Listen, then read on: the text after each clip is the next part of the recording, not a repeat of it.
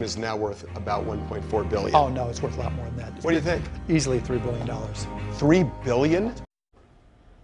$3 billion. So, big money, politics, and unflattering photos we bet you've never seen of Mark Cuban on the latest episode of OBJECTified. And this morning we talked to the host of the Fox News Channel show, Harvey Levin. Good morning, Harvey.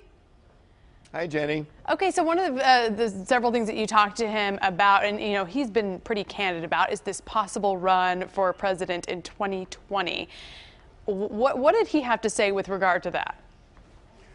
Well, I really pushed him on it. I actually called BS on him at one point because I didn't think he was leveling with me, and then he opened up. Oh. And I think when you watch this show, you are going to get a good sense on whether Mark Cuban is going to run for president in 2020. And he tells me what party he's going to run on if he runs. He hasn't said that yet because remember, he supported Hillary Clinton, he was in the Democratic convention, he was also a Republican.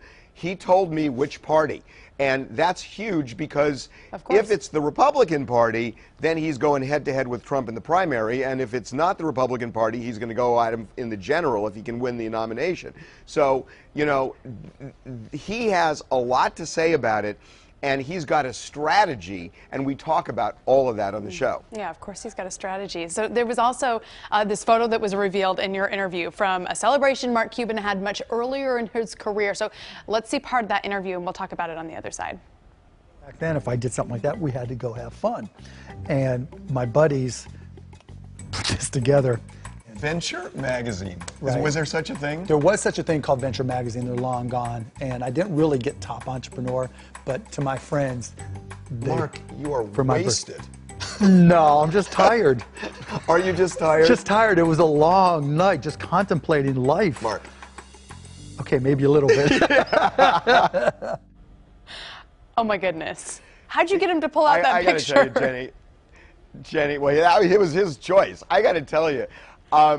He is fantastic. I mean, I'm not going to lie. I just think Mark Cuban is fantastic. And this guy was an entrepreneur when he was 8 years old selling garbage bags. And to listen to him and how strong he is in terms of his views. I mean, when this guy took over the Mavericks, it was a losing team, and he completely turned it on its head.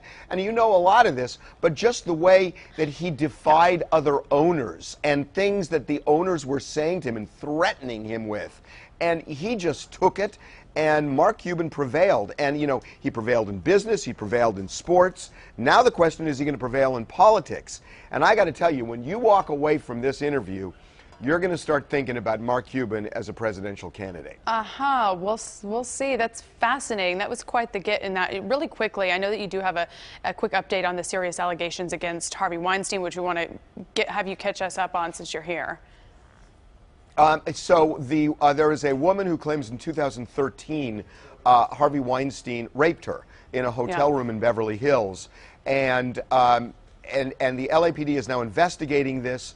The woman has not disclosed her identity yet, but her lawyer is all over the place. We know the LAPD is concerned that literally minutes after she talked to the LAPD, they had talked to the Los Angeles Times, which then posted a story in detail about what she says happened. And the police are really concerned because they're saying this kind of compromises our investigation. And now the lawyer is holding a news conference today on the steps of the courthouse to give more details about the case, and he's updated on the website kind of boasting that he has this case. So unfortunately, it looks like we lost Harvey, but I do want to let you know that you can see his interview with Mark Cuban. Again, it's OBJECTified Sunday night at 7 on the Fox News Channel.